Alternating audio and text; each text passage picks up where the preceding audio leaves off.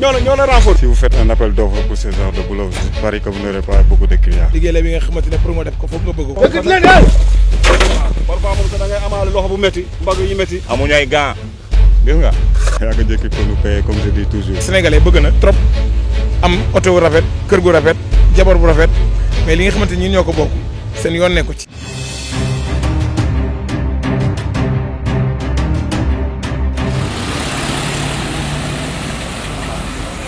À peine la pluie finit de tomber, les équipes de l'UCG investissent le terrain. Il est minuit, les rues sont désertes. Au moment où certains sont déjà au lit, ces techniciens de surface, eux, commencent leur travail.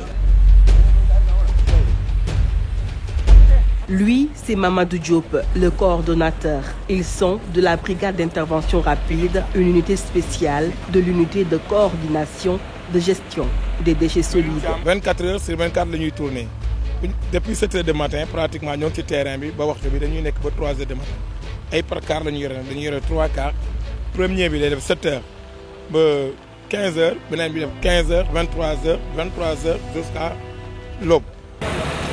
Le coup d'envoi est donné au rond-point Liberté 6 et l'itinéraire est bien précis. Premier point bi mu nekk Médine Thiam rond-point Castor ba lañ koy commencé. bu ñu fa jógee dinañ dem raay ba jógee raay ba jaar Massalikul Jinaan dem Colobane parc Amazon sorti Colobane yéeg ci kaw mooy terre ba am na jàll bu fay nekk ñu daal di replier wu jàll ci canal Fass def retour bi daal di koy raxas mu set.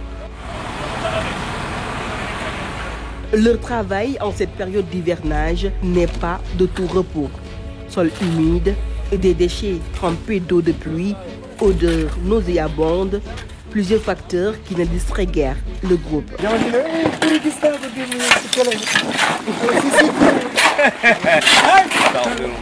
Mohamedou Seck, qui s'active dans ce secteur depuis plus de 5 ans, ne cache pas son amour pour son métier. Je suis né dans ce travail parce que ma mère est une inspectrice dans ce secteur. Bon, c'est pour ça que je le fais par amour. Sa maman était technicienne de surface quand il avait 5 ans. Aujourd'hui, Mohamedou a 35 ans. Malgré son amour pour son métier, il avoue que c'est un travail difficile. Si vous faites un appel d'offres pour ce genre de boulot, je parie que vous n'aurez pas beaucoup de clients. C'est pour ça que, bon, Dieu seul sait quoi. Il y a que Dieu qui peut nous payer, comme je dis toujours. Mamina Sonko, lui, s'épanouit bien dans ce qu'il fait. Un travail particulier qui n'a aucun impact négatif dans sa vie conjugale. sama jabar moom xam na moom si yi laa yëngu sama famille yëpp ñoom xam nañ ko mais ñoo ngi sant yàlla comme que lii laay surtout sama jabar ak sama njaboot waaw ñooy góorgóorlu la. Diis na de daal. trop dafa diis gis nga waaw ñoo ngi dugg nii si ndox mi fii di yëkkati ata ñu dem bismillah gars ñoo la renfort gis ngeen. ana yeneen éléments ñoo lay renfort gis ngeen de liggéey moom. jabar. parfois moom sax da ngay amaale loxo bu métti mbagg yu métti waaw mbagg yëpp day toog. Il dénonce l'incivisme de certains Sénégalais. Sénégalais bëgg na trop am oto bu rafet kër gu rafet jabar bu rafet mais li nga xamante ni ñun ñoo ko bokk seen yoon nekku ci. bu ñu naanee sànni bu ñu dawal seen oto sànni bu ñu lekkee seen sànni. On fait un boulot assez difficile qui mérite un peu de respect et de considération. Si on nettoie un secteur, par exemple un endroit où, bon, vous avez vu, on a nettoyé par exemple la station. Mais le lendemain, si vous arrivez là à 8 heures, on dirait qu'on n'a jamais nettoyé ici. Les citoyens doivent nous aider, nous-mêmes qui font ce travail. Pour un travail si difficile, à des heures aussi avancées dans la nuit, il faut sans doute un salaire motivant, mais difficile d'avoir la réponse. kaay nag ñu àggali ko fee dépôt ba mais du loolu du ñu wàcce de fi lañu fanaan du loolu de. Une réponse finalement obtenue grâce au concours de ce technicien de surface. Par rapport au travail fourni, on ne paye pas bien. Si tu es marié, tu dois donner de la dépense chaque jour, faire d'autres choses. Bon, avec un salaire minimum de 120 ou 130 000, bon, ça ne le fera pas franchement. Salaire insuffisant par rapport au travail fourni, puis ces agents de l'UCG travaillent dans des conditions déplorables. Pas de gants pour certains, ni de masques.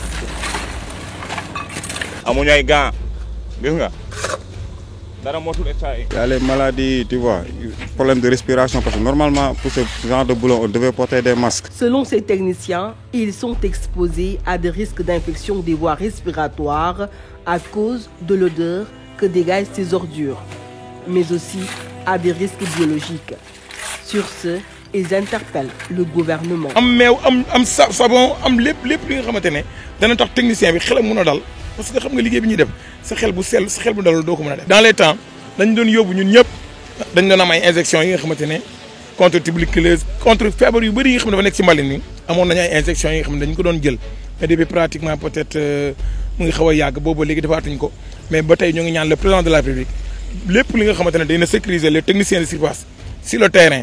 mu jéem a xool naka la koy joxe ICG ba nga xamante ne dañu mën a accompagner les techniciens ba liggéey bi ñuy def ñu def ko ci ay anam yu sell ba nga xamante ne ku ci jóg dellu sa biir kër tamit xel bu dal nga fay demee sa njaboot tamit xel bu dal lay toogee.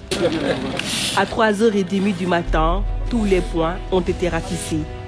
Au total, 10 tonnes 580 kg d'ordures ont été collectées. Elles seront acheminées demain matin à la décharge de Mbebes. Ces techniciens de surface jouent un rôle très important pour la propreté du pays. Malgré ce travail qu'on pourrait qualifier de noble, ces travailleurs sont confrontés à de réels problèmes dans l'exercice de leur métier.